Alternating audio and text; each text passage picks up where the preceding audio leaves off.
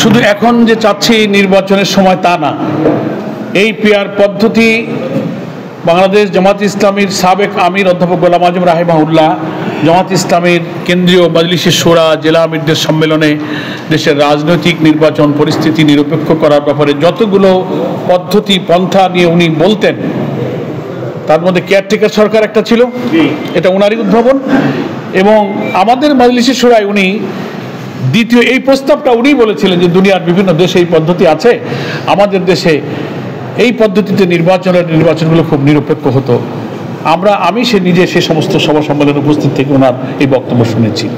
ফলে এই যে প্রপোর্শনাল রিপ্রেজেন্টেশন যেটাকে বলা হয়, সংখ্যানুপাতিক প্রতিনিধিত্ব, এই পদ্ধতিটা অধ্যাপক গোলাম আজম জামাত ইসলামের সাবেক আমিরেরই কিন্তু প্রস্তাব।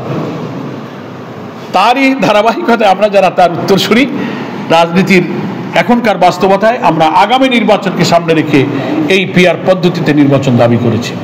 পৃথিবীর 91টা দেশে এই পিআর পদ্ধতি চালু আছে। পিআরের আবার 6টা সিস্টেম আছে। আমরা বলেছি বাংলাদেশের রাজনৈতিক এবং জনমানুষের আর্থসামাজিক অবস্থার উপযোগী করে যে পদ্ধতিটা এখানে অ্যাপ্লিকেবল সেটাই এখানে চালু করতে হবে। কিন্তু এর মূল ধারণা হচ্ছে যে নির্বাচনে প্রার্থী হবে দল, ব্যক্তি নয়। ঠিক আছে, 5টা দল আছে, জনগণ 5 দলের আদর্শ, তাদের চরিত্র, তারা নির্বাচনে জিতে দেশটাকে কিভাবে গড়বে এই দেখে জনগণ যাকে পছন্দ করবে তারা দলের পক্ষে ভোট দেবে। কথা বুঝে আসছে? এটা হচ্ছে 3-4টা লাভ। একটা হলো যে ব্যক্তি যখন প্রার্থী না হয়ে দলের পক্ষে যখন সে ভোট চায়, তখন ব্যক্তির স্বার্থের চেয়ে দলের স্বার্থ বড় হয়ে দেখা দেয়। তখন ভোট নেওয়ার ব্যাপারে কালো টাকা, পেশি শক্তি, মনোনয়ন বাণিজ্য তখন বন্ধ হয়। বিএনপি অনড় তো হইতেই পারে, আমরাও তো অনড়। অনড় কি খালি বিএনপি? আমরাও অনড়, আমাকে পিআর দিতে হবে। তারপর অনেকে বলে যে পিআর না দিলে কি করবেন? তো যখন দেবেন না তখন তা বলবো, এখন আগে বলবো কেন? ঠিক আছে, এই জন্যই কে অনড় আর অনড়। ঠিক আছে, ওনারা বলেন, আমি বলছি, আমি ঢাকার জনসভাতে বলছি, ওনারা বলেন কি, ওনাদের এক নেতা বলছেন যে এই কি বলে ইভিএমও যেমন বোঝে না, পিআরও এ দেশের মানুষ বোঝে না। আজব ব্যাপার। আর ইভিএম তো একটা মেশিনের নাম রে ভাই, এটা দিয়ে ভোট দেওয়ার একটা পদ্ধতি। এটা হলো আপনি টিপ দেবেন, হলো দাড়ি পাল্লায় চলে যাবে নৌকোয়। এই প্রকৃতভাবে ইভিএম তো বাতিল করে দিয়েছে আমাদের দেশের মানুষ, নাকি বলেন? তাই সেই ইভিএম এর সাথে আর এই পিআর হচ্ছে একটা ইলেকট্রাল সিস্টেম, আপনি এটার সাথে মেশিনের তুলনা করেন কেন? বাঙালি কি বোকা? সব সময় খালি হাইকোর্ট দেখালি হয়?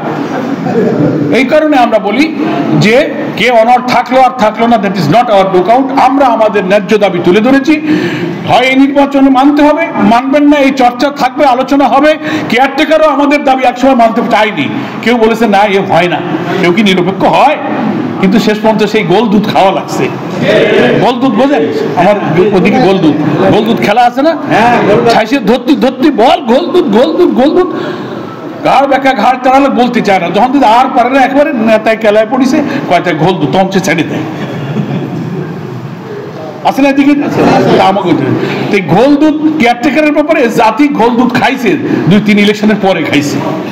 এখন আদালতে, পার্লামেন্টে সব জায়গায় আলোচনা হয়, এটা এখন বাতিলও করেছিল, ফ্যাসিস্ট এটা বাতিল করে দিক চলে গেছিল। সেটা আমরা কিন্তু আবার পুনরুদ্ধার হয়ে আদালত দ্বারা এটা তত্ত্বাবধায়ক সরকারের বিধান হয়েছে। তো এখন আপনারা না বলতেছেন, এই জাতি একদিন ইনশাল্লাহ পিআর পদ্ধতি গ্রহণ করবে। এই জন্য কি এটা অনড় আর অনড় না তাতে আসে যান। আমরা যে দাবি জাতির কাছে দিয়েছি, আমরা এটার উপরে শক্ত থাকবো ইনশাআল্লাহ।